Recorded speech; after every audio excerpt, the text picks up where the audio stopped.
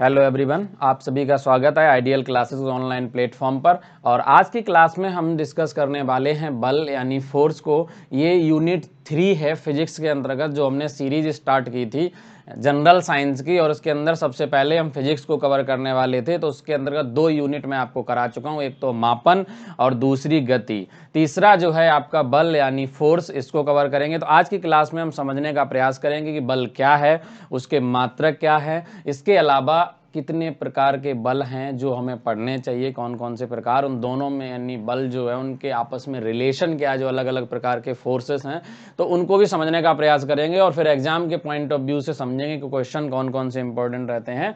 तो class start करने से पहले मैं बताता हूँ, ये जो सीरीज है वो RRB, NTPC stage 2, SSC, UP लेखपाल, इसके अलावा रेलवे का कोई भी एग्जाम्स हो, चाहे ग्रुप डी का हो या एएलपी टेक्नीशियन वगैरह की जो वैकेंसी आती है उनके लिए, और जो अप्रेंटिस में लोग जाते हैं यूपी पुलिस की वैकेंसी आई उनके लिए भी, यूपी लेखपाल के लिए भी, या कोई भी स्टेट गवर्नमेंट जॉब हो जहाँ पर भी जनरल अवेयरनेस के अंदर अगर जनरल साइंस है तो उनके लिए ये इंपॉर्टेंट टॉपिक है। और स्टार्ट करने से पहले मैं अपने बारे में बताता हूँ। मेरा नाम आशीष कुमार है और मैं पिछले 5 सालों से कॉम्पिटेटिव एग्जाम में मैथ्स, रीजनिंग एवं जनरल स्टडीज़ की क्लास लेता रहा हूं। इसके अलावा मैं आइडियल क्लासेस का एक फाउंडिंग मेंबर हूं। और अगर बात की जाए तो मैंने एमएससी जो है वो भौतिकी से आगरा यूनिवर्सिटी से की है। तो अब चलते हैं अपने टॉपिक पर और स्टार्ट करते हैं कि आज का हमारा जो सेशन है यानी बल फोर्स पे, ठीक है। तो अगर बल को समझना है तो जरा समझने का प्रयास करो कि बल क्या है। हमारा पहला क्वेश्चन यही कि फोर्स है क्या। तो इसके बारे में थोड़ा बहुत मैंने आपको पीछे पढ़ाया है कि फोर्स क्या है। आपको मैंने बताया था कि बल क्या होता है सिंपल भाषा में। देखो, डेफिनेशन इतना इंपॉर्टेंट नहीं है बस, लेकिन कुछ पॉइंट के लिए इंपॉर्टेंट है कि बल क्या करता है। तो ये चीज़ समझ लो, बेसिक सी चीज़। बल क्या है? 2 ही चीज़ें हैं, पुश और पुल। पुश और पुल, यानी पुश का मतलब होता है धक्का और पुल का मतलब होता है खिंचाव। तो क्या है, किसी पे धकेल या खिंचाव, यानी धक्का या खिंचाव जो होता है उसी को बल कहते हैं। ये किस पे काम करेगा? ऑन एन ऑब्जेक्ट, यानी पुश और pull on an object is called force.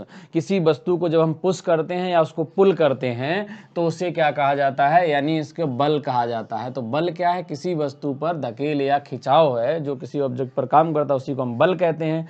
अगर बल की बात की जाए तो बल का जो मात्रक होता है, बल का मात्रक तो मैंने आपको पहले ही बताया। बल का मात्रक क्या होगा आप लोग बताओ, क्योंकि आपने कल की क्लास में न्यूटन्स लॉ में पढ़ा था, नहीं सॉरी, लॉ ऑफ मोशन के अंदर न्यूटन के 3 जो नियम थे उसके अंदर मैंने पढ़ाया था आपको कि प्रथम नियम जो है वो बल की परिभाषा देता है। तो बल का मात्रक बताया था, इसका क्या होता है? न्यूटन होता है।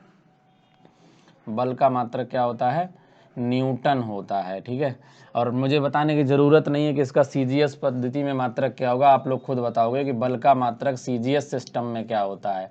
आपको ये मत कहना कि सर सीजीएस क्या होता है ना। तो पढ़ लिया करो थोड़ा बहुत यार, पढ़ा करो, जरूरी होता है। अब ये पूछोगे, अब मैं बार बार बताऊंगा कि सीजीएस क्या होता है। सीजीएस आपको पढ़ाया है मैंने पहली क्लास में ही, ठीक है। थोड़ा बहुत ध्यान दिया करो। चलो अब हम आ जाते हैं कि बल पे। तो बल के लिए हमने क्या बोला कि बल है धक्के या खिंचाव है जो किसी वस्तु पर काम करता है, उसे हम क्या कहते हैं? बल कहते हैं। बल का मात्रक न्यूटन होता है। अगर बल के प्रकारों की बात की जाए, क्योंकि हमें प्रकार पढ़ना है। और एक चीज और समझ लो, जैसे कभी भी किसी वस्तु का द्रव्यमान अगर m है ना, वस्तु का जो भार होता है, किसी भी वस्तु का जो भार है, भार, ठीक है। तो वस्तु का जो भार होता है उसको किस में जानते हैं? तो वस्तु का भार जो होता है यानी जो वेट होता है वो भी क्या है? एक प्रकार का बल है। वो भी क्या है? एक प्रकार का क्या होता है? उसे कहा जाता है गुरुत्वीय बल। गुरुत्वीय बल। और इस गुरुत्वीय बल का मात्रक जैसे होता है कि आपने सुना होगा किलोग्राम भार। किलोग्राम भार जो है वो बल का ही मात्रक है, ठीक है। ये किसका मात्रक? अगर पूछा जाए कभी भी आपसे किलोग्राम भार किसका मात्रक है, तो ये बल का मात्रक है। क्योंकि किलोग्राम भार जो होता है वो गुरुत्वीय बल के बराबर होता है। इस किलोग्राम भार का मतलब क्या है कि 1 किलोग्राम की वस्तु पर, 1 किलोग्राम की वस्तु पर गुरुत्व के कारण, यानी ग्रेविटी के कारण, गुरुत्व के कारण कार्य करने वाला बल, कार्य करने वाला बल। तो वो क्या होता है जरा समझो। 1 किलोग्राम भार की वस्तु है तो बल बराबर क्या होता है? जैसे भार निकालते हैं तो द्रव्यमान, इसका फॉर्मूला क्या होता है? द्रव्यमान उसका गुना क्या होगा? उसका गुरुत्वीय त्वरण यानी g। तो W बराबर क्या हो जाएगा, द्रव्यमान यानी m और गुना क्या होगा g। अगर हम इस द्रव्यमान को 1 किलोग्राम ले लें तो इस कंडीशन में ये एक गुरुत्वीय त्वरण क्या होता है 9.8 होता है। तो ये किसमें बन जाएगा, न्यूटन। अर्थात ये जो क्या हो गया, ये 1 किलोग्राम भार हो गया, 1 किलोग्राम भार, वेट, या हिंदी में से लिखोगे तो 1 किलोग्राम भार, किलोग्राम भार लिखा आएगा। ये बराबर किसके होगा, 9.8 न्यूटन के। तो कई बार पूछा जाता है कि 1 किलोग्राम भार क्या है, तो जो 1 किलोग्राम भार जो है ये भी न्यूटन का ही यूनिट होता है, और 1 किलोग्राम भार वगैरह में किसका होता है, यानी बल का एक यूनिट होता है। अगर कई बार पूछा जाए कि किलोग्राम भार जो है यानी किलोग्राम वेट जो है ये किसका यूनिट है, तो ये बल का ही एक यूनिट है। 1 किलोग्राम भार का मतलब क्या हुआ कि 1 किलोग्राम की कोई वस्तु है। अब आप सभी को पता है कि वस्तु क्या हो, जैसे मान के चलो ये मार्कर है, तो इस मार्कर का कुछ ना कुछ मास होगा, तो इस पे भी अगर छोड़ेंगे तो ये नीचे जाएगा। इसका मतलब क्या हुआ, इस पे गुरुत्वीय बल नीचे काम कर रहा है। तो इसका जो, अगर मानो ये मार्कर 1 किलोग्राम का है, तो ऐसे केस पे इस पे काम कितना करेगा, मार्कर पे W बराबर mg लगाओगे, द्रव्यमान गुने गुरुत्वीय त्वरण g, तो 9.8 न्यूटन से ये नीचे जा रही है। इसका मतलब ये हुआ कि 1 किलोग्राम भार जो है वो बराबर है 9.8 न्यूटन के। क्लियर हो गया, ठीक है। तो यही इक्वल होता है यार, ये पूछा भी जाता है एग्जाम में कि 1 किलोग्राम की वस्तु है या 10 किलोग्राम की वस्तु दे देगा आपको और पूछेगा उस पर कितने न्यूटन का बल काम करेगा, तो 98 न्यूटन हो जाएगा, क्योंकि जैसे ही द्रव्यमान गुना जी का मल्टीप्लाई कर दिया करो, W बराबर क्या होता है mg, और ये W जो होता है वो भार जो है वो बल के बराबर ही होता है। वस्तु का भार हमेशा नीचे की ओर काम करता है, ये ध्यान रखना, ठीक है। और ये भार जो है वो कैसी राशि, देखो दो चीज़ें हैं, अभी मैं समझाऊंगा, पहले इसे नोट करो फिर बताता हूँ कि एक होता है भार और एक होता है मास। दोनों के बीच बहुत अंतर है। भार जो है वो कैसी राशि है, सदिश राशि है, जबकि मास जो है वो अदिश राशि है, ठीक है। किसी भी वस्तु का मास जो है वो हमेशा फिक्स रहता है, आप किसी भी चले जाओ, लेकिन भार जो है बदलता रहता है। भार स्थान पे भी बदल जाता है, यहाँ पर आपका भार कुछ होगा, तो अगर चले जाओ आगरा वगैरह और दूर चले जाओ, यानी बंगाल में चले जाओ या किसी और राज्य में चले जाओ, तो भार जो है स्थान से ही बदलता है। लखनऊ में कुछ होगा तो आगरा में कुछ होगा, थोड़ा बहुत चेंज आएगा, लेकिन मास चेंज नहीं होता है, ठीक है। भार क्यों चेंज होता है, क्योंकि जी का मान जो होता है वो फिक्स नहीं होता, ये स्थान दर स्थान बदलता रहता है, जी का मान बदलता रहता है। ये अलग अलग स्थान पर, भिन्न भिन्न स्थानों पर क्या होता है, भिन्न भिन्न होता है। अभी समझाऊंगा मैं गुरुत्वीय त्वरण, जब आगे चैप्टर आएगा ग्रेविटेशन तब इसको बताया जाएगा, क्योंकि स्थान के आधार पर भिन्न हो जाता है, तो इसलिए, ठीक है। तो ये पॉइंट नोट करते हुए चलोगे आप सभी लोग, बल पे समझो और बल को समझते हुए चलो, और बहुत ही इंपॉर्टेंट डिस्कशन है ये आपके एग्जाम के पॉइंट ऑफ व्यू से, ठीक है। चलिए अब थोड़ा सा आगे बढ़ते हैं। आई होप आप सभी को पता होगा कि बल का CGS में यूनिट क्या होता है, मुझे बताने की ज़रूरत नहीं है, आप लोगों ने बहुत अच्छे से पढ़े और आप बहुत ही समझदार लोग हैं, ठीक है।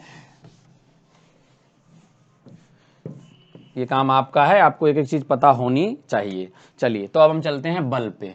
हमने क्या कहा कि बल को समझना है, अब बल के प्रकार के समझना। अगर इसके प्रकार की बात की जाए, टाइप्स की, तो बल को सबसे पहले हम बैलेंस के आधार पर देखते हैं। तो दो प्रकार के बल होते हैं, एक होता है संतुलित बल, ठीक है, एक क्या होता है संतुलित बल, और दूसरा क्या होता है असंतुलित बल। संतुलित बल, असंतुलित बल, ठीक है। असंतुलित बल को कहा जाता है अनबैलेंस्ड फोर्स और संतुलित बल को कहा जाता है बैलेंस्ड फोर्स, ठीक है। इसको क्या बोलते हैं हम, संतुलित बल को क्या कहते हैं, बैलेंस्ड फोर्स, बैलेंस्ड फोर्स, और दूसरा क्या होता है अनबैलेंस्ड फोर्स, अनबैलेंस्ड फोर्स। ये दो तरह के बल होते हैं, एक बैलेंस्ड और एक अनबैलेंस्ड। क्या होता है इनका मतलब, जरा समझने का प्रयास करो। बैलेंस्ड फोर्स का मतलब होता है कि जब किसी वस्तु पर दो या दो से अधिक बल काम कर रहे हों और उन सभी का परिणामी जो है रिजल्टेंट फोर्स है वो जीरो हो जाए, अर्थात उस पर कोई इफेक्ट ना पड़े, तो उसे बोलते हैं बैलेंस्ड फोर्स। जरा समझने का प्रयास करो। ये इसमें एक पहली कंडीशन ये है कि बैलेंस फोर्स हमेशा कम से कम क्या होंगे, दो या दो से अधिक बल होंगे, दो या अधिक बलों का परिणामी जो है वो क्या हो, दो या दो से अधिक बलों का परिणामी क्या हो जाए, शून्य हो जाए, शून्य हो, तो वो हमेशा क्या कहलाएंगे, संतुलित बल कहलाएंगे। कंडीशन है इसमें, एक बल कभी संतुलित बल नहीं होता, मैं समझाऊंगा आपको।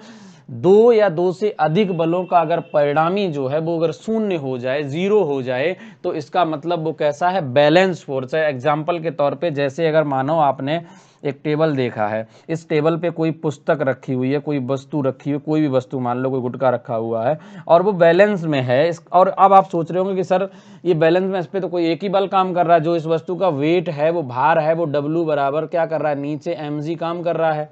ठीक, आपने कभी अनुभव किया इस वस्तु पे ऊपर भी एक बल काम कर रहा है जो टेबल द्वारा लगाया जा रहा है, रिएक्शन फोर्स, प्रतिक्रिया बल बदले में, क्योंकि न्यूटन का नियम है प्रत्येक क्रिया की बराबर एवं विपरीत प्रतिक्रिया होती है। तो जितना बाहर नीचे काम कर रहा उतना ही ये सपोर्ट दे रहा, अगर ये नहीं सपोर्ट दे पाता तो ये नीचे गिर जाती। एग्जाम्पल के तौर पर अपने हाथ पे ऐसा सीधा हाथ करो और उस पर एक ईंट रखो, और अगर ईंट रखोगे जितना भारी ईंट लगाएगी उतना ही बल आपको लगाना पड़ेगा, और अगर आप नहीं लगा रहे इसका मतलब क्या हुआ, ऐसा संभव है नहीं कि आप ना लगाएं। ठीक है, क्या प्रॉब्लम आ रही है इसमें, एक मिनट।